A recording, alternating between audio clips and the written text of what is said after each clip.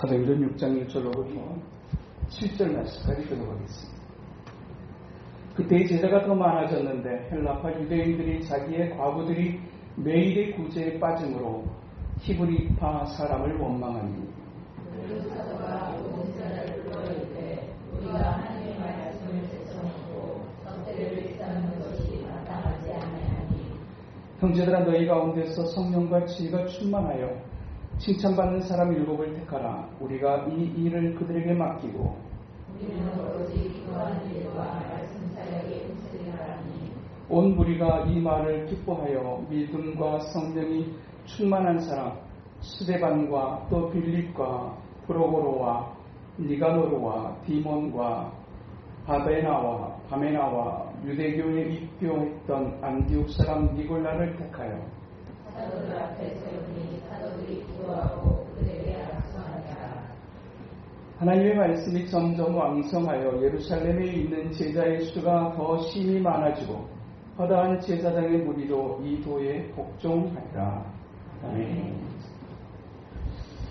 이 땅의 삶을 살아가는 모든 사람은 어떻게 사는가? 라고 하게 될 때 여러 가지로 말할 수 있지만 또 말할 수 있는 한 가지가 있다면 이 땅에 살아가는 모든 사람은 문제 속에서 산다. 문제 없는 세상을 원하고 문제가 없는 삶을 원하지만 문제로부터 벗어나는 삶을 사는 것이 가능할까? 우리 학교 다닐 때 제일 싫었던 것이 시험이었습니다. 그렇게 학교를 졸업하고 싶었던 이유도 하나, 이제 학교만 졸업하면 이제 더 이상 시험 때문에 힘들 일은 없을 거다.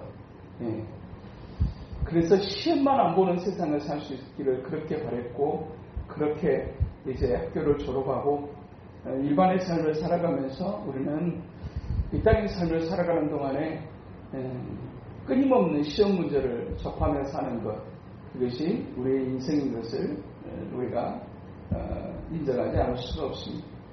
이 문제만 해결하고 나면 좀 괜찮아지겠지 싶은데 그 문제 해결하고 나면 또 다른 문제가 여지없이 앞에 있고, 세상에 무슨 사건과 사고가 그렇게 많아서 날마다 뉴스는 그렇게 또 24시간 돌려도 그렇게 계속해서 뉴스가 나올까 싶은데 세상의 일만은 아닙니다. 우리의 인생도 끊임없는 문제 속에서 계속해서 살게 되고 진행되어지는 것을 우리가 봅니다. 이 문제 있어요. 저 문제 있어요. 또 그 문제 놓고 기도하고 이 문제만 좀 하나님, 그러고 나서 또 좀 잠잠해지는가 싶은데 잠깐의 시간 지나고 나면 또다시 이런 문제 저런 문제 끊임없이 문제 속에서 살아가는 것, 그것이 우리의 인생이 아닐까. 문제 없는 인생에 살고 싶다. 네, 그런 날이 있습니다. 죽으면 문제가 없습니다. 근데 죽기 전까지 우리는 계속해서 시험 문제 받게 될 것이고 끊임없이 문제 속에서 우리는 인생을 살아가게 될 수밖에 없을 겁니다. 그런데 중요한 것은 문제가 없으면 정말 좋겠는데 문제가 없을 수는 없고, 문제가 가지는 양면성, 이 문제를 잘 해결하고 나게 되면 그것이 새로운 기회가 될 수도 있지만 그 문제를 잘 해결하지 못하게 되게 되면 더 큰 문제 속에 빠지게 되는 것이 시험의 특성이라고 할 수 있을 것입니다. 시험을 잘 해결하고 나면 그 시험 때문에 더 잘 됐다, 그 문제 때문에 더 잘 됐다 라고, 그 문제 덕분에라고 하는 표현을 쓸 수 있지만 그 문제를 잘 해결하지 못하게 되면 문제 때문에 라고 하는 인생을 살아가게 됩니다. 우리는 경험해보지 않은 세계는 알지 못하는 특성이 있지만 어떤 분들은 그렇게도 얘기하더라고요. 병에 걸린 것, 암에 걸린 것, 그것이 내 인생의 가장 충격적인 사건이기는 했지만 어떤 분들은 그 암 때문에, 암 덕분에 내가 오히려 내 건강을 더 세밀하게 돌아보게 됐고 또 관리를 잘하게 되어져서 내가 그 암 덕분에 오히려 새로운 인생을 삽니다 라고 고백하는 인생이 있는가 하면, 암 때문에 내 인생은 망쳤고 내 인생은 그때로부터 이상해졌다 라고 말하는 사람도 있는 것을 보게 됩니다. 문제가 없었으면 좋겠는데 문제 속에 사는 것이 인생이라고 할 때, 그리고 또 우리의 인생을 주관하시는 분이 하나님이라고 하는 관점에서 볼 때 또 하나님은 하나님의 관점에서 보게 될 때 주권적인 측면에서 본다면 하나님은 문제를 허락하시는 분이 맞다. 하나님 왜 그렇게 문제를 많이 주세요? 왜 자꾸 문제를 자꾸 우리에게 주세요? 라고 하는데 그 문제를 하나님의 관점에서 보면 허락하시는 분이 하나님이시고 뭐 핑계하자고 하는 건 아닙니다. 때로는 우리가 문제를 만들기도 하지만 더 궁극적 관점에서 본다면 하나님은 문제를 허락하시는 분이시기도 하다라고 하는 것입니다. 왜 하나님은 우리에게 문제를 자꾸 주실까? 우리가 우리 자녀들을 이제 성장시키고 성숙해지는 것에 관심을 가지게 되면서 우리 부모들이 인정하고 내어놓는 자리 하나가 있다면 그것은 시험 치는 자리입니다. 너는 시험 볼 필요 없어. 너는 시험 보지 마. 너는 시험 때문에 힘들게 살지 마. 그래가지고 시험이 하나도 없이 그냥 네가 하고 싶은 대로 하고 살아 라고 한다고 해서 인생에 시험 문제가 없어질까요? 그렇지 않습니다. 또한 정상적으로 자녀를 키우고 싶은 부모는 분명하게 얘가 얼마나 힘들어하는 것을 알면도 불구하고 그 시험 봐야 되는 자에다가 아이를 내놓습니다. 왜 그렇습니까? 부모가 아는 한 가지, 그것은 사람은 시험 속에서 성장하게 된다는 것을 알기 때문입니다. 시험을 치르게 되면서 시험을 준비하게 되고 시험을 치르는 과정을 통해서 성장하게 되고 성숙하게 되고 실력이 늘게 되는 것을 알기 때문에 그 시험 때문에 힘들어하는 걸 알지만 그 시험의 자리에 계속해서 넣는 것처럼 하나님도 역시 우리가 시험 때문에 문제 때문에 힘들어하는 것을 알지만 하나님은 우리를 그 자리에 놓으십니다. 그 말은 무슨 얘기입니까? 하나님의 관심은 우리의 성장에 있다. 하나님의 관심은 우리가 편안해지는 것에 있는 것이 아니라 우리의 관심은 편안함인데 하나님의 관심은 편안함이 아니라 성장입니다.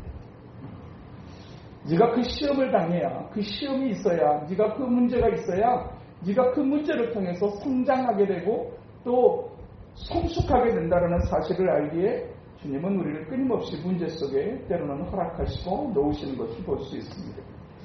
정말 우리가 문제를 만들어내기도 하지만 우리가 정말 완전해서 우리가 문제가 없는 인생을 살아가는 것이 가능할까? 불가능합니다. 내가 성령의 충만한 은혜를 경험하고 내가 성령의 능력을 받으면 나는 문제없는 인생을 살게 될 것인가? 그렇지 않습니다. 성령으로 충만하다고 할지라도 문제 속에 있게 되는 것, 그것이 우리의 삶이고 우리의 인생이고 또한 2000년 전 모든 교회가 바라는 초대교회, 모든 교회의 모델이 되어지는 그 초대교회에도 문제는 있었다. 날마다 마음을 갖추고 함께 떡을 떼던 사람들로 가득했던 그 시절의 그 공동체 안에도 문제는 있었다라는 사실을 오늘 본문은 우리에게 말씀해 주고 있습니다. 왜 문제가 일어나게 됐는가? 그 이유를 오늘 본문 6장 1절에서는 그때 제자가 더 많아졌는데 헬라파 유대인들이 자기의 과부들이 매일의 구제에 빠짐으로 히브리파 사람을 원망하니라고 기록합니다. 왜 문제가 생겼느냐? 제자가 더 많아져서.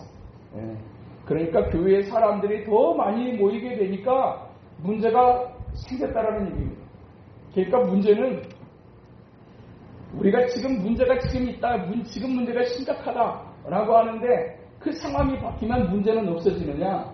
그렇지 않다라는 얘기입니다. 교회가 성장하면 성장하는 대로 문제가 있고 성장하지 못하면 성장하지 못하는 것으로 인한 문제가 발생하게 되는 것.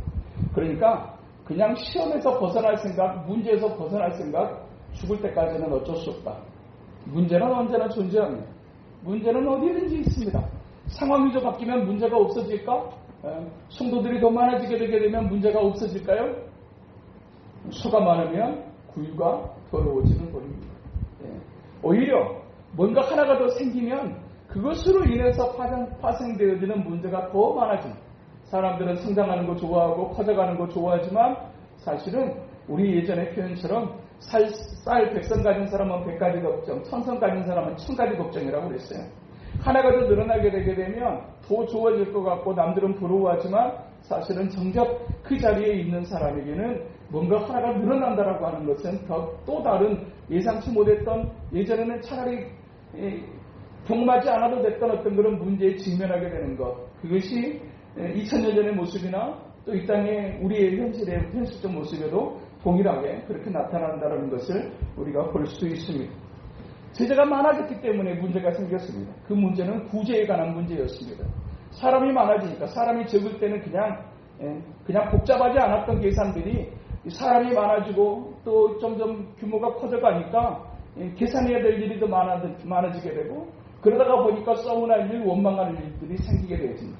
특별하게 구제를 이제 그 당시에는 아주 중요한 신앙의 덕목으로 보았고 또 주일날에도 역시 모여서 함께 떡을 떼었지만 특별하게 약한 사람들, 과부들에게 이제 또 식량을 공급하는 일들을 힘썼던 상황 속에서 이제 자꾸만 거기서 소외되어지는 사람이 생겼다라는 얘기입니다. 소외되어지는. 헬라파 유대인들이 자기의 과부들이 매일의 구제에 빠짐으로 히브리파 사람을 원망하니 헬라파 유대인과 히브리파 유대인이 있었던 것을 볼 수 있어요. 교회 안에.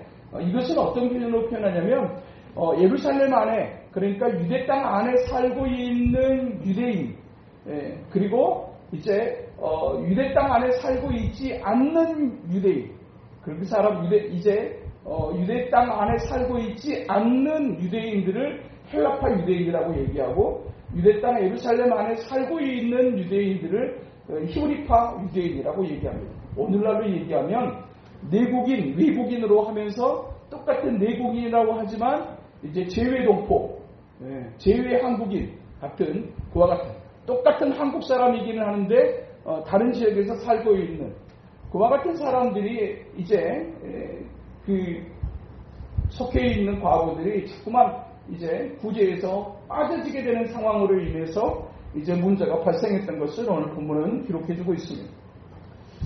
문제라고 하는 측면을 좋은 것으로 봐야 될 것인가 나쁜 것으로 봐야 될 것인가 라고 하게 될 때 성경적 관점은 중립입니다. 문제는 좋은 것이 될 수도 있고 나쁜 것이 될 수도 있다. 문제를 잘 해결하게 되게 되면 좋은 유익을 남기게 되지만 문제를 잘못 해결하게 되게 되면 더 심각한 상태에 이르게 될 수 있다는 것을 우리가 볼 수 있습니다. 그러면 우리가 이제 오늘 계속해서 살피게 되는 성경에 가르치는 영적인 원리 가운데서 문제를 만났었을 때 우리가 어떻게 그 문제를 처리해 갈 수 있어야 될 것인가에 대한 교훈을 받게 되는데 첫 번째 문제 해결의 영적인 원리 첫 번째 그것은 문제를 잘 분별할 수 있어야 된다라는 얘기입니다. 여기 문제가 생겼어요 라고 얘기하게 될 때 그 문제 가운데서 어떤 문제는 그냥 특별하게 건드리지 않고 내버려 두면 시간이 지나면서 자연스럽게 해결되어지는 문제가 있다라는 얘기입니다. 어떤 문제는 그냥 내버려 둬서 해결될 문제가 아니고 그 문제에 직접 관여를 해서 효율적인 방안을 찾아내는 그런 문제가 있고 내버려 두면 시간이 지나면 해결될 수 있는 문제가 있다라는 얘기입니다. 그 문제를 잘 분별해내는 일이 필요하다라는 얘기입니다. 그냥 내버려 두게 되게 되면 시간이 조금만 지나게 되게 되면 자연스럽게 해결될 수 있는 문제인데 그걸 또 해결하겠다고 들고 나섰다가 긁어 부스로 만드는 경우들도 적지 않게 있는 것을 볼 수 있어요. 문제를 만났었을 때 우리가 가져야 될 첫 번째 받게 되는 영적인 원리 하나님 잘 분별할 수 있는 은혜를 주시옵소서. 이 문제를 잘 그냥 내버려 둘 것인가 아니면 직접 관여해서 이 문제의 방안을 이제 함께 도모하고 처리해야 될 것인가. 오늘 2000년 전에 초대교회에 있었던 이 문제는 내버려 둬서는 안 되는 뭔가 방안이 필요하고 정리가 필요했던 상황이었던 것을 이제 사도들은 캐치를 했습니다. 그 문제가 더 큰 문제가 되지 않도록 하기 위해서 변화를 유도하고 있는 이 초대교회의 이 사도들의 모습을 우리가 보게 되어지는데 거기에서 이제 나와졌던 방안이 뭐냐? 그 방안이 이 문제 때문에 새로운 제도 하나가 생겨지게 되는데 그 제도가 집사 제도가 생겨지게 되는 겁니다. 그 전에는 집사라고 하는 전문적인 역할이 없었다라는 얘기죠. 그 전에는 그냥 사도들이 그냥 거의 요즘으로 말하면 올라운드 플레이어. 그냥 이것도 하고 저것도 하고 그냥 다 자기가 다 했어요. 그런데 규모가 더 커지게 되게 되면 자기 혼자 다 해낼 수가 없게 되어지는 상황. 그래서 이제 생겨나게 된 제도가 집사 제도입니다. 그래서 초대교회 때 그 구제 문제 때문에 7 집사가 세워지게 되는 그리고 그 7 집사의 이름을 오늘 성경은 기록해 주고 있습니다. 문제의 핵심이 뭔가를 잘 분별했어요. 그런데 이게 뭔가 문제인가를 봤었을 때 그들에게 있어서 발견되어지는 문제는 우선순위에 있어서 혼동이 찾아왔다.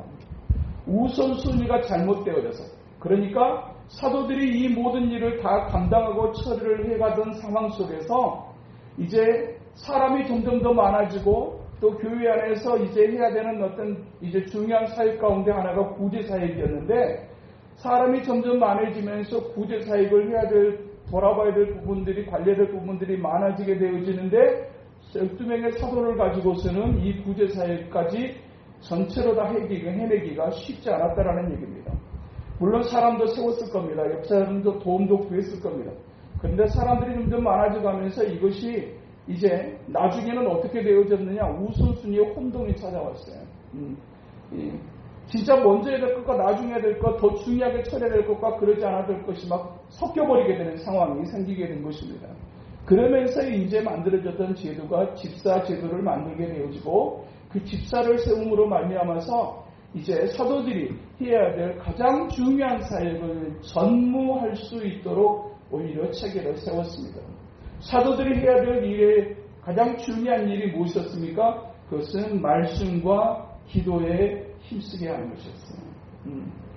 오직 4절을 보니까 오로지 기도하는 일과 말씀 사역에 힘쓰는 일. 곧 초대교회 사도들의 역할이 이제 우리가 살고 있는 이 시대의 목회자의 역할이라고 하게 될 때, 그리고 2000년 전에 집사의 제도가 세워졌던 것처럼 오늘날도 우리에게 그 공동체 안에 집사가 있는 이유가 무엇인가? 각자의 자리가 있고 각자의 역할이 존재하고 그 각자의 역할에 집중할 수 있도록 하게 되게 될 때 공동체가 더욱 건강한 공동체의 모습을 갖출 수 있다는 사실을 우리가 보게 되어지는 것입니다. 집사님들이 해야 할 역할, 교회가 행정적인 측면에서라든지 여러 가지 인물적인 측면에서 그 역할들이 분담되어지고 또 전담되어질 수 있도록 힘쓰는 것, 그것이 집사님들이 하셔야 될 일이고, 목회자가 해야 될 일이 무엇인가? 그것은 이제 말씀하는 일과 전하는 일과 기도하는 일에 힘쓰게 되는 것. 그러니까 이 일에 대해서 서로의 역할이 분명해지지 않게 되게 되면 그냥 다 해야 되는 거죠. 다 해야 돼요. 물론 또 교회의 규모가 적으면 그냥 목사가 이것도 해야 되고, 전기도 만져야 되고, 페인트도 칠해야 되고, 뭣도 해야 되고, 또 이렇게 뭐 떨어지면 또 붙이기도 해야 되고, 또 그러면서 또 이 일도 해야 되고, 저 일도 해야 되고, 불가피하게 그럴 수밖에 없습니다. 그러나 이제 점점 규모 있는 공동체가 되어지기 위해서는 각자의 역할이, 목회자가 해야 될 전심으로 힘써야 될 것이 어떤 것인가, 그리고 집사님들이 함께 또한 이제 맡아줘야 될 일들이 어떤 것인가에 대한 그런 부분들이 점점 더 뚜렷해질 수 있을 때 공동체가 규모 있는, 질서 있는 공동체가 되어지고 또 혼동을 일으키지 않고 문제 가운데 있지 않게 될 수 있다는 사실을 이제 우리가 교훈을 받습니다. 이와 같은 어떤 어지러운 상황 속에서 이 문제를 해결하는 과정 속에서 집사님들을 세우게 되어지는데, 새로운 제도를 세워지게 되는데, 이 모든 이 문제 속에 놓여져 있을 때 가장 중요한 전제 하나가 있어요. 가장 중요한 전제 하나. 그것이 무엇일까요? 저는 여러분은 그것이 무엇이라고 생각합니다. 가장 중요한 것은 서로에 대한 신뢰와 존중입니다. 신뢰와 존중은 모든 문제를 풀어가는 데 있어서 가장 핵심적인 해결입니다. 일만 한다고 살아가자는 게 아니에요. 그냥 조직만 세워졌다고 해서 살 수 있는 게 아니에요. 가장 중요하게 서로가 서로에 대한 신뢰와 존중이라고 하는 것을 가지지 못하게 되게 되면 그 공동체는 건강하기가 어렵습니다. 가장 중요한 전제, 서로를 신뢰하고 존중해 줄 수 있어요. 어떤 조직이든지 어떤 공동체든지 특별하게 교회의 공동체가 건강한 공동체가 되기 위해서 가장 중요하게 생각해야 되는 것, 신뢰와 존중입니다. 그리고 내가 해야 될 역할이 무엇인가 하는 것에 집중하는 것, 그것이 공동체를 건강하게 만드는 가장 중요한 요소인 것을 말씀해 주시고, 특별하게 새롭게 집사님들을 7 집사를 세우게 되어지는데 어떤 사람을 집사로 일꾼으로 세웠는가라고 하는 것을 오늘 본문은 기록해 줍니다. 7 사람을 세웠어요. 공부 잘하는 사람, 똑똑한 사람, 교회 오래 다니는 사람, 나이가 많은 사람, 이것이 하나님의 일꾼의 조건이 아니었어요. 하나님이 기뻐하시는 초대교회 일꾼의 조건이 오늘 본문에 3가지로 등장을 합니다. 그 조건이 무엇인가 3절에 보니까 형제들아 너희 가운데서 성령과 지혜가 충만하여 칭찬받는 사람 7을 택하라. 우리가 이 일을 그들에게 맡기고 우리는 오로지 기도하는 일과 말씀 사역에 힘쓰리라 하니, 하나님의 일꾼에 있어서 가장 중요한 3가지가 무엇인가? 첫 번째, 성령으로 충만한 사람이어야 됩니다. 어떤 역할을 맡기는 일에 있어서 가장 중요한 첫 번째 전제가 뭐냐? 성령으로 충만한 사람입니다.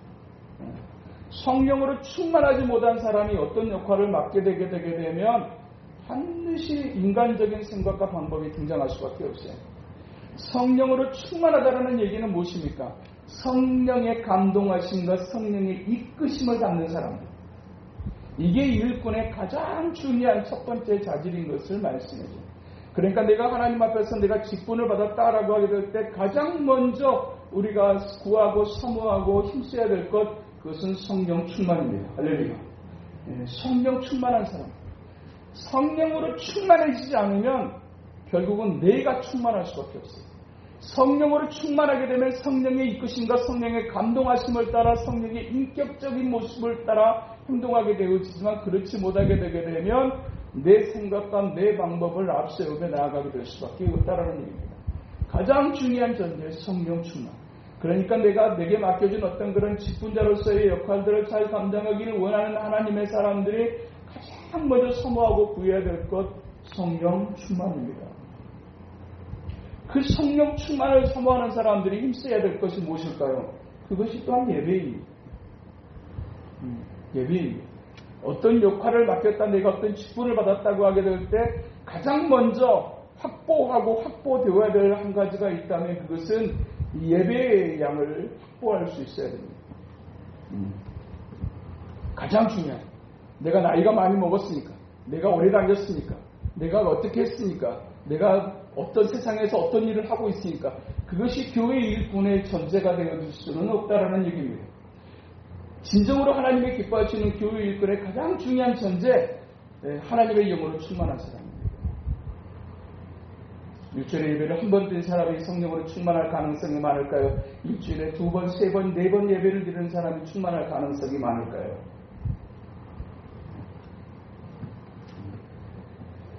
빛을 한 번 받는 것과 2번 받는 것과 3번 받는 것의 차이라고 저는 생각해요. 하나님의 말씀 앞에 더 한 번씩 더 많이, 가장 중요한 조건, 성령 충만입니다. 2번째, 그 집사를 세우게 될 때 어떤 사람을 집사로 세웠는가? 지혜가 충만한 사람이라고 그랬어요. 이 지혜가 충만하다라는 얘기는 어떤 거냐면 머리가 잘 돌아가는 비상한 사람이라는 얘기가 아니라 기능적 측면에서의 역할을 감당할 수 있는 사람입니다. 나는 수가 너무 싫어. 나는 숫자만 얘기하면 막 머리가 아파 찌끈찌끈해. 그런 분들은 회개를 하면 됩니까? 안 됩니까? 네? 나는 숫자에 이렇게 숫자가 힘들어. 그리고 막 수를 이렇게 막 계산하는 게 난 너무 버거워. 그런 분들은 회개를 하시면 돼야 안 돼요. 어떤 여러 가지 기능적인 측면들이 사람에게 다 독특하게 있어요. 한 가지 이상의 은사들을 다 가지고 있거든요. 심지어는 궁뎅이도 구르는 재주가 있는 것처럼 하나님은 우리에게 한 가지 이상의 재능들을 다 주셨어요. 그런데 중요한 것은 내가 어떤 부분에 있어서 은사가 있는가라고 하는 것입니다. 어떤 부분에 그 은사를 따라서 역할이 맡겨지는 것이 중요하다라는 얘기입니다. 그러니까 그런 기능적 측면에서 나는 계산에 능하지 못하는 사람을 자꾸 그래도 당신이 뭐하니까 그냥 그게 계산 맡아? 라고 하면 안 된다는 그 사람이 잘하는 자리에다 맡겨놓게 되면 어떤 분들은 음식을 하면은 음식을 하는 시간에 음식을 하는 자리에 있으면 그냥 콧노래가 그냥 나오시는 분들이 계세요. 예. 근데 그냥 음식만 하면 그냥 머리가 아프신 분들이 계세요. 나는 음식만 설거지하게 될 때 콧노래가 나와. 그런 분들은 음식보다는 설거지 쪽에 있으셔. 예. 나는 그냥 청소하면 그냥 힘들기는 해도 나는 그냥 괜찮아. 근데 뭘 자꾸 만들려고 하게 되면 나는 너무 힘들어. 그러면 이제 그쪽에다가 자기에게 맞는 쪽 기능적 측면에서 역할을 감당할 수 있는가. 근데 자꾸만 어떤 일이나 역할들을 자꾸만 계급적 차원에서 보려고 하는 이런 어떤 악한 의식들이 우리 안에 여전히 존재해요. 직분은 계급이가 아니다. 직분은 계급이 아니다. 아무리 얘기를 해도 직분은 계급인 것 같아요. 계급이 절대 아니에요. 그래도 그래서 제일 교회에서 많이 시험 드는 경우가 이제 임직자 뽑을 때 그분은 장로님이 되시면 안 돼. 그분은 권사님이 되시면 안 돼. 그분은 집사님으로 계실 때보다 차라리 평신도로 그냥 직분 없이 그냥 계실 때가 훨씬 더 즐거우신 분들이 계세요. 근데 어떤 역할에 맡겨놓게 되게 되면 그 역할 때문에 그 욕심들이 얼마나 많아지는지 그것 때문에 시험 들고 그것 때문에 교회 떠나고 나를 집사로 인정해주지 않고 나를 장로로 나를 권사로 인정해주지 않고 이것 때문에 막 교회를 막 떠나고 막 교회가 어지러워지는 경우들이 적지 않게 있는 것을 볼 수 있어요. 직분은 계급이 아닙니다. 하나님께서 어떤 역할을 부여하시고자 하게 될 때 그 자리를 주시고 그 직분을 통해서 또 교회 안에서 어떤 그런 자기의 은사를 따른 역할들을 감당하시기를 기대하시는 것 그것이 직분 속에 담겨져 있는 의미라고 하는 것을 아셔야 된다. 그리고 또 한 가지 마지막으로 보게 되는 일꾼의 자격 그것은 오늘 본문에 보니까 칭찬받는 사람 7을 택하라. 이게 또 굉장히 중요한 겁니다. 성령 충만만 중요할 것 같지만 성령 충만만 중요하지 않고요. 성령 충만과 함께 지혜가 충만해야 돼요. 자기에게 맡겨진 역할을 감당할 수 있는 어떤 그런 역할적인 측면에서의 일들이 주어져야 된다고 합니다. 그리고 무엇보다도 그것이 확인되어지는 측면에서 뭐가 있어야 되느냐? 사람들의 칭찬. 그것은 무슨 얘기입니까? 사람들의 인정이 있어야 된다는 얘기입니다. 적어도 하나님의 사람들은 자기에게 주어진 삶의 자리에서 인정받는, 칭찬받는 삶의 사람이에요. 교회 안에서뿐만 아니라 삶의 자신의 영역 속에서 인정받는 삶을 살아가는 하나님의 사람들이 돼요. 적어도 저 사람은 진실하다. 저 사람은 정직하다. 저 사람은 다른 건 몰라도 저 사람은 진실하다. 적어도 일반적인 삶 속에서 하나님의 사람들이 꼭 인정받아야 될 한 가지가 있다고 하게 되면 그 사람은 머리가 똑똑해, 그 사람은 정말 잘생겼어, 그 사람은 뭘 잘해, 이거보다도 더 중요한 게 인정받아야 될 한 가지가 있다면 그것은 저는 정직과 진실이라고 생각합니다. 세상에서 하나님의 사람들이 무엇으로 인정받을 수 있을 것인가? 세상 사람들이 그 사람 기도 5시간 한다고 알아줍니까? 세상 사람들이 그 사람 예배 3번, 4번 드린다고 알아줍니까? 그 사람들이 세상 사람들이 찬양을 잘한다고 해서 세상 사람들이 알아줍니까? 아니요, 알아주지도 않고 관심도 없고요. 근데 세상 사람들이 하나님의 사람들을 그리스도인들은 욕하는 많은 이유가 무엇일까요? 기도를 적게 해서일까요? 예배를 적게 드려서일까요? 아니에요. 그래서 그들의 관심 대상이 아니고 알지도 못해요. 그들이 보고 그들이 인정하는 부분은 무엇일까요? 다른 건 모르겠는데 저 사람은 정직해. 다른 건 모르겠는데 저 사람은 진실해. 나는 하나님 잘 모르겠는데 저 사람은 믿을 수 있을 것 같아요.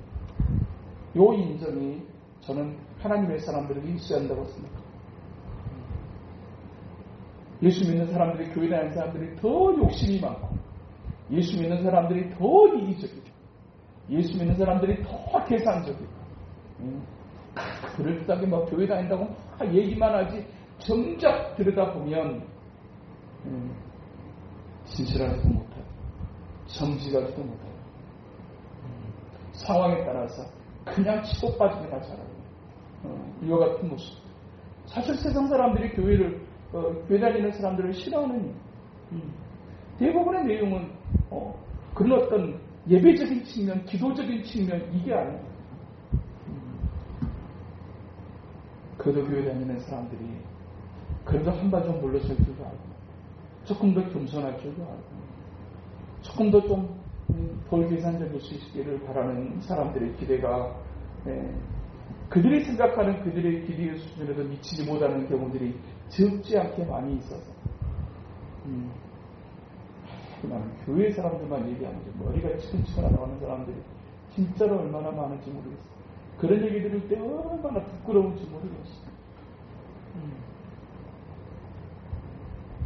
조금만 손해보고 조금만 그냥 내려놓고 조금만 더 자기 주장 좀 덜하고 이렇게만 할 수 있다고 하면 우리가 훨씬 많이 칭찬받을 수 있을 텐데 라고 하는 아쉬움이 우리의 삶 속에 있어요.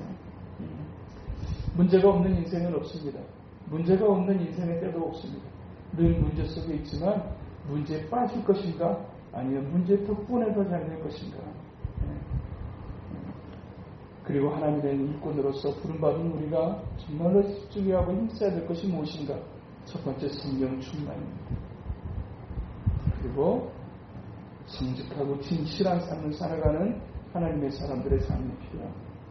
오늘 또 우리가 알아가신 이 한 주간 동안에 진정으로 하나님의 사람답게 진짜 저 사람은 진짜 나는 잘 교회를 모르는데 저 사람은 진짜 좋은 사람이다.